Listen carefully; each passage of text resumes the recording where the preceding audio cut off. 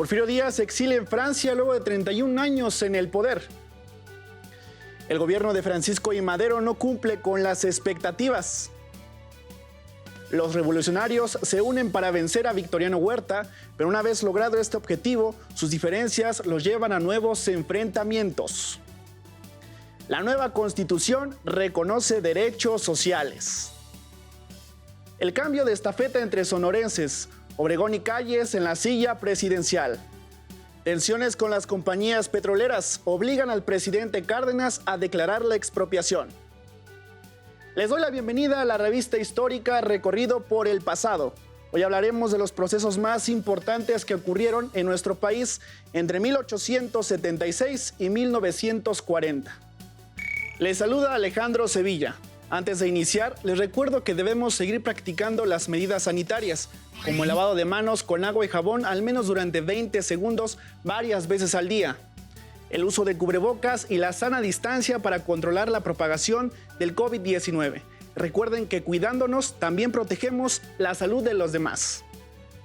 A lo largo de esta emisión contaremos con varias secciones, invitados y enviados espaciales, que como recordarán, se trata de corresponsales que tienen la capacidad de trasladarse a cualquier lugar y tiempo en el mundo. Juntos presentaremos a ustedes los sucesos políticos, sociales, económicos y culturales más importantes desde el porfiriato hasta el cardenismo. Así que acompáñenos y no se despeguen de sus pantallas. Vamos con mis compañeros, quienes se encargarán de brindarnos una síntesis informativa de este periodo. Gracias, Alejandro.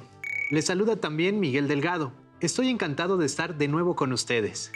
Yo soy Antonio Blas y les envío un cordial saludo.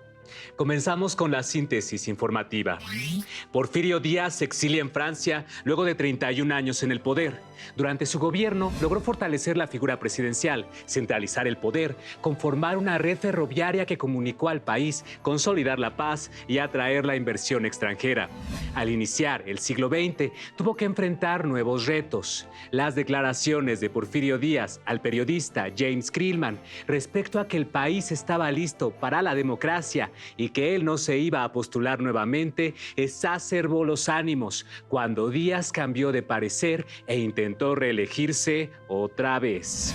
El gobierno de don Porfirio, como se le llamaba cariñosa y algunas veces también despectivamente al presidente, llegó a su fin con el inicio de la lucha armada. Recordemos que la caída del gobierno de Díaz fue inminente cuando Francisco I. Madero publicó su libro La sucesión presidencial de 1910 e inició su campaña electoral, hasta que el presidente decidió encarcelarlo.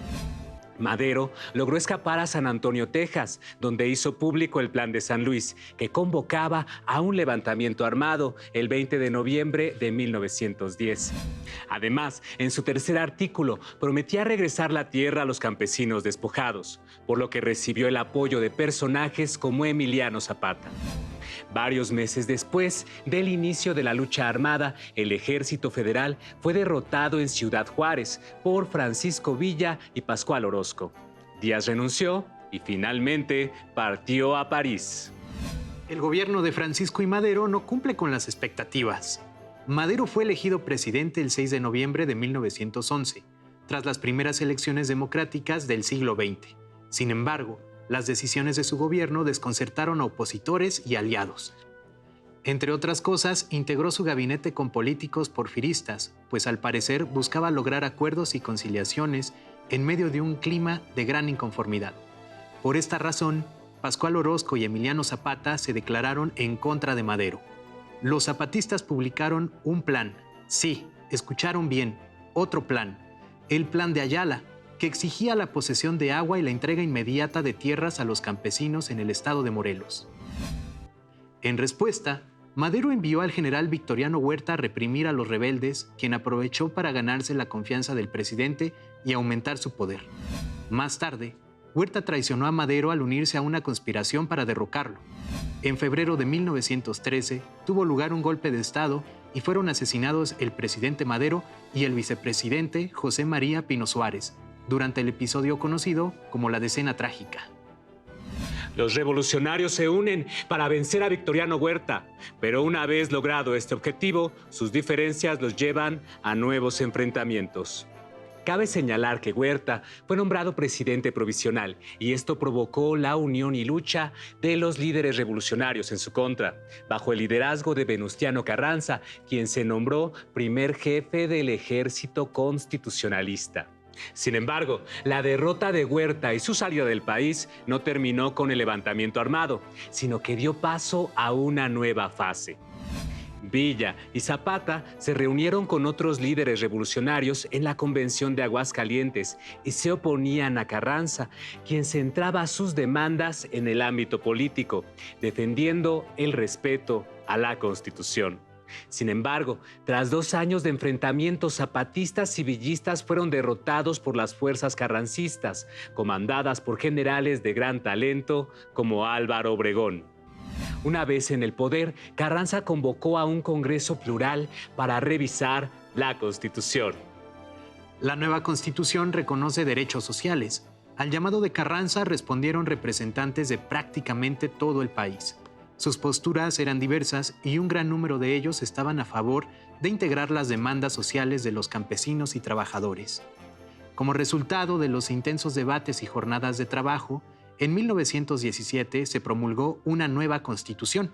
La Constitución de 1917 se consideró una de las más progresistas del mundo por la incorporación de garantías individuales y sociales, como los contenidos en el artículo 3 que estableció el derecho a la educación laica y gratuita, el artículo 27 que concedió el derecho a la propiedad de la tierra y los recursos naturales, el artículo 123 que establecía los derechos laborales.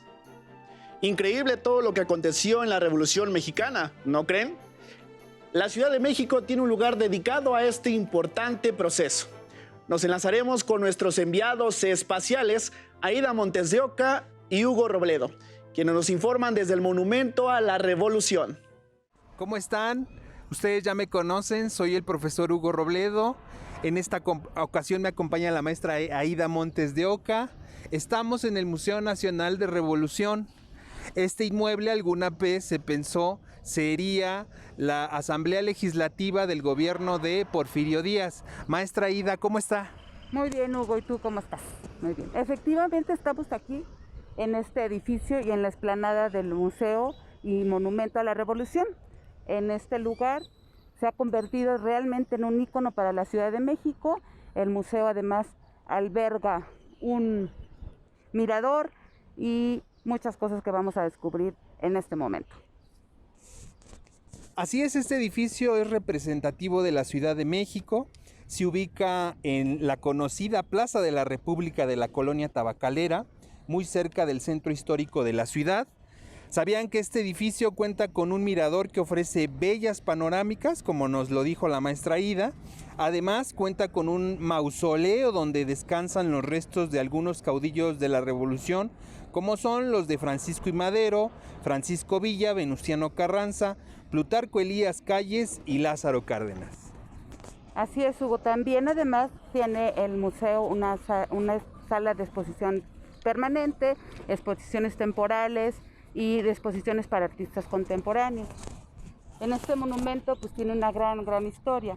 Te cuento que Porfirio Díaz en 1897 lanzó una convocatoria internacional para construir, como bien habías dicho, la nueva sede de la Cámara de Diputados y Senadores, y este mismo edificio tendría que convertirse como en una muestra representativa para conmemorar la independencia de México. Lanzó esta convocatoria internacional, el ganador fue el arquitecto francés Émile Bernard y se basó en el Capitolio y en el Congreso de Budapest para la realización de este monumento. Así es, Aida, este monumento tuvo muchos problemas con su construcción, principalmente debido al tipo de suelo de la Ciudad de México, y súmale el estallido de la Revolución Mexicana. No vas a creerlo, pero la primera piedra del edificio se colocó el 23 de noviembre de 1910, tan solo 3 días después del inicio del movimiento revolucionario.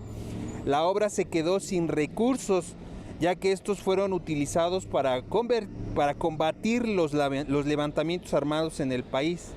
Hacia 1933, como bien lo mencionas, Carlos Obregón Santa Cecilia rescató la obra inconclusa y el monumento fue construido con 4 pilares, obra del maestro Oliverio Martínez, que simbolizan la independencia, las leyes de reforma y las luchas agrarias y obreras. Con base en esta propuesta se le dio un nuevo significado al espacio para conmemorar la revolución. Fue hasta 1986 que el sótano del edificio se transformó en el Museo Nacional de la Revolución. ¡Wow! ¡Qué interesante es la historia del edificio, Hugo! Pero ¿qué te parece si ahora vemos en qué consisten las salas del museo y qué nos ofrecen a los visitantes? Te platico que tienen 8 salas de exposición permanente, las cuales están estructuradas en orden temático y cronológico.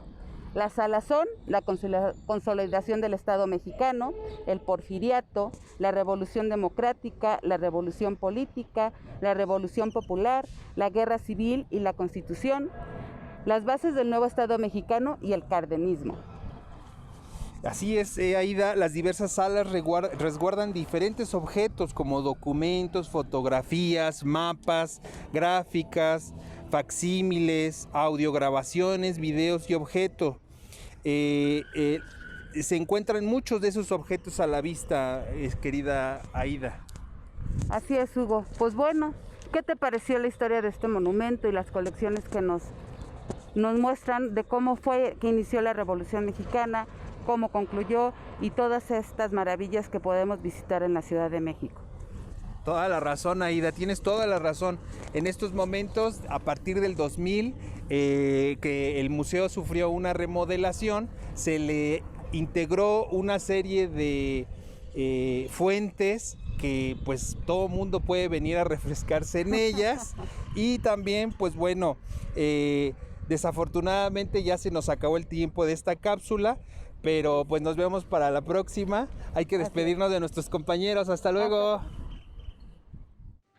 Muchas gracias, Aida Montes de Oca y Hugo Robledo. Sin duda, el Monumento a la Revolución es una construcción imponente. Visiten, si es posible, su museo para saber más de la historia de nuestro país.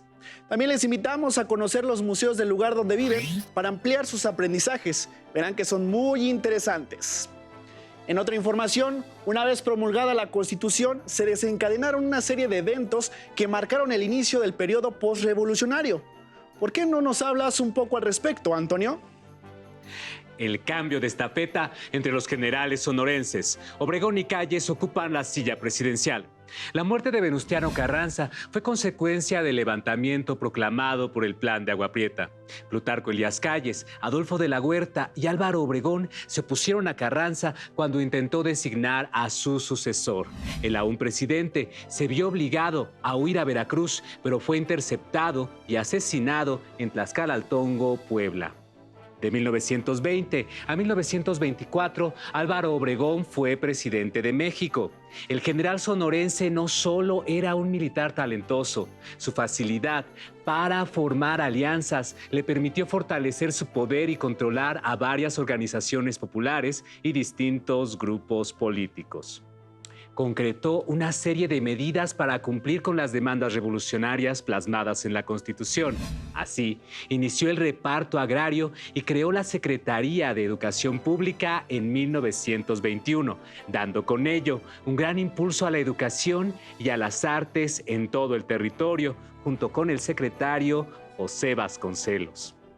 Obregón decidió imponer como sucesor al general Plutarco Elías Calles, el cual fundó importantes instituciones como el Banco de México, encargado de emitir moneda y realizar tareas para la estabilidad financiera a nivel nacional. Aunque no todo con él fue felicidad, ya que su sexenio se vio oscurecido por la Guerra Cristera, que fue un conflicto entre la Iglesia y el Estado entre 1926 y 1929, provocado por la suspensión de cultos, donde desafortunadamente murieron muchos campesinos y soldados.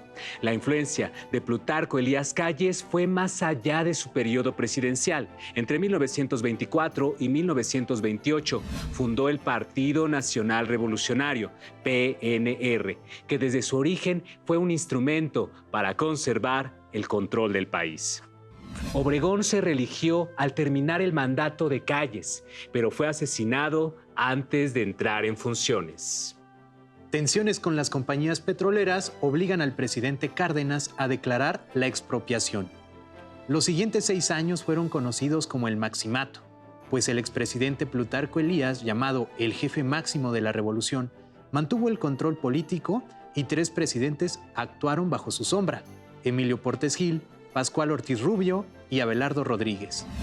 En 1934, el general Lázaro Cárdenas, quien había sido gobernador de Michoacán, presidente del PNR y hombre de confianza de Calles, llegó a la presidencia de la República. Contra todo pronóstico, se desmarcó del jefe máximo e incluso lo exilió del país. Además, le cambió el nombre al partido que lo llevó a la presidencia, llamándolo ahora PRM, Partido de la Revolución Mexicana, e integrando al mismo tiempo organizaciones obreras y campesinas, que si bien serían controladas por el gobierno, también recibirían importantes apoyos. Durante su gestión realizó la más completa reforma agraria y la expropiación del petróleo, el 18 de marzo de 1938. La expropiación petrolera, a partir del cardenismo, fue un factor determinante en el desarrollo de la industria nacional. Es momento de la sección Jugar para Aprender, a cargo de Mercedes, Aida y Héctor Jiménez.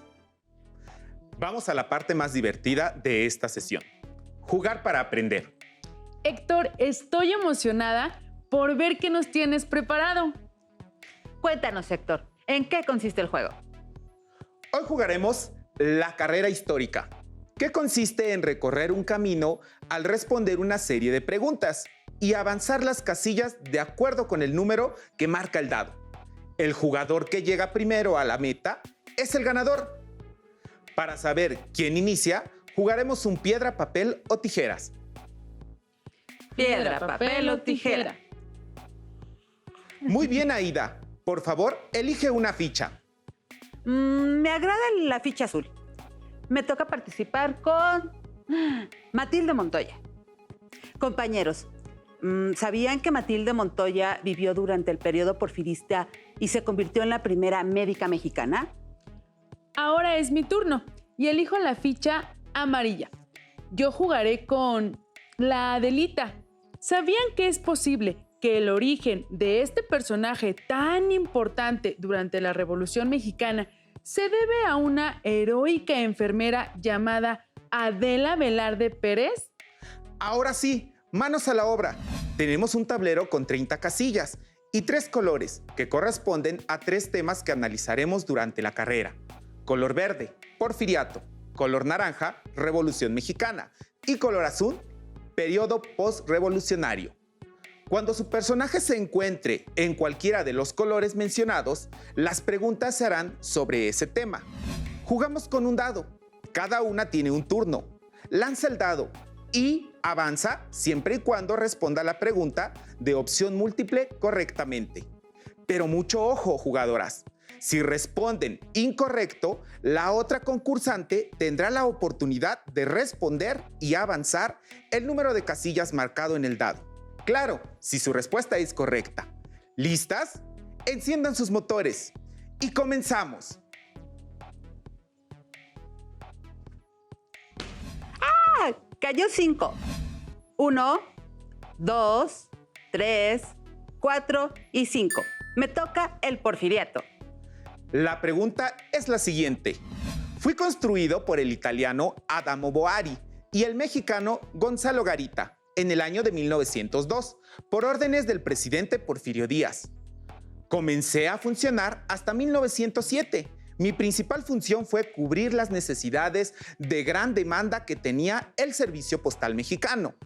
Me dicen que soy ecléctico, porque mi fachada e interiores no tienen un solo estilo arquitectónico y decorativo. Soy monumento artístico nacional desde 1987. ¿Quién soy? A. Palacio de las Bellas Artes. B. Palacio Postal o Quinta Casa de Correos. Y C. Palacio de Lecumberri. Ay, por las características que se mencionan y recordando que en algún momento lo visité con mis alumnos, la respuesta es el Palacio Postal. Perfecto, Aida. La respuesta es correcta.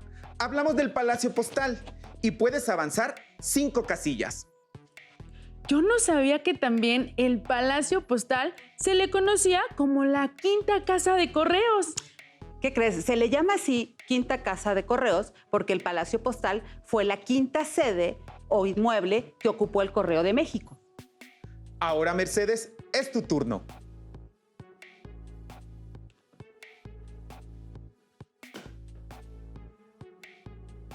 ¡6 puntos!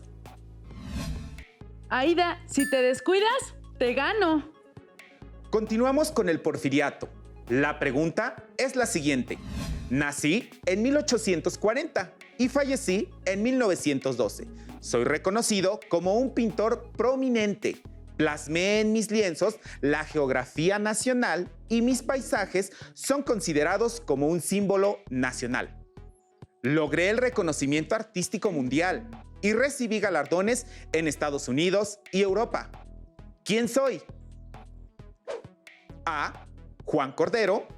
B. Leandro Izaguirre. O C. José María Velasco. Yo creo que es José María Velasco, porque recuerdo que en la primaria existía un libro de texto gratuito de geografía que traía una pintura de un ferrocarril y un bonito paisaje del Valle de México. Y él era el autor. Muy bien. Tu respuesta, efectivamente. Hablamos del pintor José María Velasco. No olviden que José María Velasco no solo destacó en la pintura, también fue arquitecto, antropólogo, botánico, geólogo, paleontólogo y estudió la fauna marina, toda una proeza del ámbito cultural y artístico de México. Por cierto, ya que mencionamos al artista José María Velasco, ese es el nombre de la escuela donde trabajo. Pero no nos detengamos, continuamos con el juego. Es su turno, maestra Aida. Uy, qué emoción. Ay, qué emoción. ¡Ah! 6 puntos, Mercedes. Llevo una buena racha de tiros. Espero avanzar mucho. Para avanzar esos 6 puntos, tenemos que contestar la siguiente pregunta, que corresponde al color naranja y al tema Revolución Mexicana. Dice así. Fui redactado por el profesor Otilio Montaño, por encargo de Emiliano Zapata y promulgado el 28 de noviembre de 1911. Entre mis ideales, recojo 15 puntos que muestran los ideales, el eje y los objetivos de la lucha zapatista, destacando el reparto agrario y la protección a huérfanos y viudas por la revolución. Mi esencia fue rescatada y plasmada en el artículo 27 de la Constitución de 1917. ¿Quién soy? A. Plan de Guadalupe. B. Plan de San Luis. C. Plan de Ayala. Se trata del Plan de Ayala, documento en el que Emiliano Zapata desconoce el gobierno del entonces presidente Francisco I. Madero al considerar que no cumplió con las expectativas y compromisos que defendía el Plan de San Luis. Es correcto. Avanza los 6 puntos que cayeron en el dado. Hasta aquí vamos a avanzar en el juego. Pero ustedes pueden armar su propio tablero en casa, con las dimensiones que prefieran. También pueden abordar distintos periodos históricos para formular las preguntas y divertirse con sus compañeras o compañeros de grupo. Todo está en su imaginación. Agradezco a las maestras Aida Montes de Oca y Mercedes Mejía, y a todas y todos ustedes por acompañarnos en esta carrera histórica. Regresamos con Alejandro. Muchas gracias, compañeros, por su sección que nunca deja de sorprendernos. Para cerrar esta emisión, haré un recuento breve. Recuerden que en el periodo que va de 1876 a 1940, el país experimentó muchos cambios. El Porfiriato fue una etapa de la historia de México en que el progreso económico se concentró en pocas manos. La Revolución Mexicana llevaría las demandas sociales de los grupos más desfavorecidos a una nueva constitución, la de 1917, que nos rige hasta la actualidad. Los gobiernos posrevolucionarios estuvieron en manos de caudillos militares que fundaron varias instituciones y realizaron acciones como la reforma agraria y la expropiación petrolera. Reformas que transformaron casi totalmente al país. Ahora, para finalizar, les recuerdo el reto de esta semana. Recuperen sus apuntes y trabajos de la sesión anterior y sigan complementando su línea del tiempo sobre el periodo que repasamos hoy. Agreguen los hechos que consideren más relevantes del Porfiriato y hasta los primeros gobiernos posteriores a la Revolución Mexicana. Pueden integrar en ella los acontecimientos políticos, sociales, culturales y económicos más importantes. Agreguen imágenes, recortes y datos que les sean significativos para recordar la información. Nos vemos pronto en otra emisión de su revista histórica, Recorrido por la Historia. Recuerden que para superar el reto, pueden pedir ayuda a su familia o consultar la información de su libro de texto de historia. ¡Hasta la próxima! Si tienes dudas o necesitas ayuda, llama al Centro de Apoyo Pedagógico a Distancia. El número de teléfono para secundaria es el 55 36 01 71 23. Si requieres consultar los libros de texto en versión digital, recuerda que los puedes encontrar en la página conalitec.cep.gov.mx. Y recuerda que también cuentas con el sitio aprendeencasa.cep.gov.mx, en donde podrás ver nuevamente los videos de los programas y además encontrarás actividades para fortalecer tus aprendizajes. También te invitamos a que consultes la plataforma nuevaescuelamexicana.cep.gov.mx.